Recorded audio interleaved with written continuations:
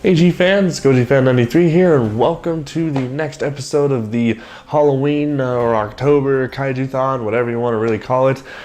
In this video, I'm going to be reviewing Mothra from 1961. This is the original Mothra movie, and I kind of find it funny how it took me this long to review the first Mothra movie, because if you guys remember back in 2013, I reviewed the Mothra trilogy, which is the Heisei version of Mothra. So it's just kind of weird how it's taken me almost 3 years to get to the first Mothra movie. But once again, I'm going to do a little bit of backstory on the monster before I get to the movie. Me and Mothra, I have a very interesting relationship with. She's not my favorite monster of all. I kind of get annoyed when she's shoehorned into Godzilla movies, because she's one of Toho's most popular monsters. But they put her in all these Godzilla movies just to, you know, sell more tickets, I bet. But I don't really get it. Like, I don't fully understand why Mothra's so popular. I mean, it's a really cool design. Mothra's really cool looking. The color scheme and all that's really cool. It's just the only thing that bothers me is she's just not like... she can't fight or anything, you know? She can't, like, do much, really. And even though she does in the newer movies, she does do more, especially the Mothra trilogy. She does a lot more, and that's, before I saw the Mothra trilogy, I really did not care about Mothra, and then I saw it and I was like, okay, I have a more respect for her. But sadly, you know, in this first movie, this is what I'm going to get to with the original Mothra movie, it's just not that fun to watch. I know it's a classic, and it is a classic, but that doesn't stop it from being boring. That's what this movie fails a lot, is that it's just boring. There's not really a lot that goes on. First of all, I do want to say I am kind of reviewing these movies out of order, because some of the movies I am receiving DVDs from, I still haven't gotten the DVDs for, and then other movies, like, that's just kind of timing wise, so I'm kind of having to shuffle the movies around just so I can continue to make consistent video uploads for this marathon. Alright, so now that I said that, got that out of the way, just to give you guys a little FYI.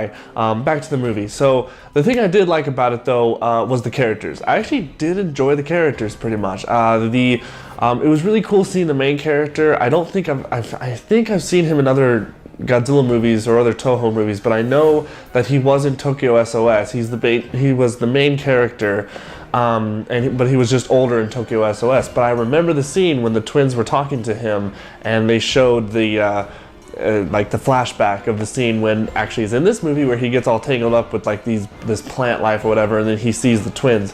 But yeah, the characters I actually did enjoy. There's also this really funny, I guess I would call him comedy relief character, he looks like a bumbling idiot, but he's actually really good. Like, at the beginning of the movie, I kind of thought, okay, he's just gonna be that silly comedy relief guy that's not really going to do a lot, but no, this guy's actually a badass. There's a scene where he actually takes on the crooks that are trying to make money off of the twins, and he takes them all on and just kicks their ass. It's actually pretty funny. He also just has a lot of other funny scenes when, like, there's one part when they're excavating the island, and he has like a rifle, and the bad guy is standing right next to him. He's like, I'm lost, and then he has a gun and is pointed at his head, and the bad guy's like, move that away. And I thought that was really funny, because it was very subtle, but they don't stop there. He moves, and it's this Three Stooges style where he moves and he hits the guy with the helmet. And I just thought that was really funny. So I actually really did enjoy that character. The special effects are another thing that I saw. I actually bought this off of, I rented it on YouTube. it was available on YouTube through Sony Pictures on the YouTube channel. I think it was like $4 to rent it, HD version. So I rented that so I could see it in good quality, unlike the Varan movie that I saw, which was just like this pirated thing on the internet that was terrible quality. But I wanted to see this movie in good quality, and it does look really good. I mean, for a movie that's from 1961, when even without its, like, I guess, remastered look with HD and all that, it still looks really good. The set pieces were really nice, except for a couple. There were a couple scenes when characters are like, oh no, it's a monster, and they're running. Like, you can just see the blue screen behind them. But but other than that, like Mothra going, like when she's in the larva form and she's destroying the city, the explosions and all that, it looks really nice. The music was really good too.